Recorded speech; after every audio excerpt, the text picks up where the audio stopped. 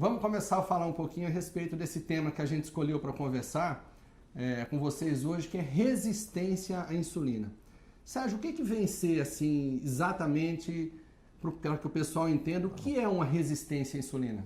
Olha, a gente pode definir, Ronaldo, a resistência insulínica como um estado do corpo onde ele produz cada vez mais insulina, tentando dar uma resposta quantitativa normal. O que significa isso?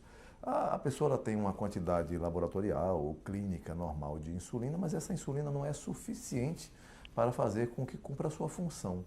A insulina ela não consegue entrar em determinados locais do corpo para cumprir a sua função, que grande parte das vezes a função da insulina é fazer com que a glicose vá ser utilizada pelo organismo de diversas formas possíveis.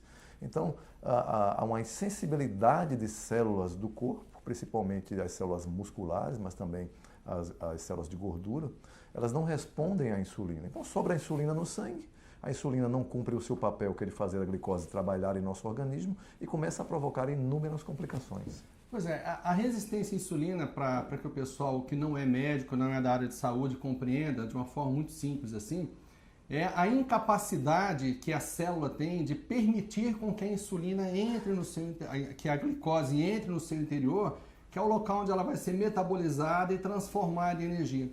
É como se mais ou menos acontecesse assim, a insulina vai lá com a glicose batendo na parede, na porta da célula, e a célula não consegue abrir a chave da fechadura para deixar essa glicose entrar. Mas o mais importante que a gente tem que ter em mente é que a resistência à insulina é um mecanismo puramente inflamatório. Então aquilo que eu comentei com vocês há pouco, é como se a glicose batesse na porta da célula, mas essas citocinas inflamatórias, essas substâncias inflamatórias, não permitissem com que a célula girasse a chave ali para permitir com que a glicose entre no seu interior. E aí o que vai acontecer? Por um mecanismo, se a glicose não está entrando dentro da célula, o que vai acontecer? Ela vai acabar aumentando na corrente sanguínea, né? Ela sobe um pouquinho na corrente sanguínea.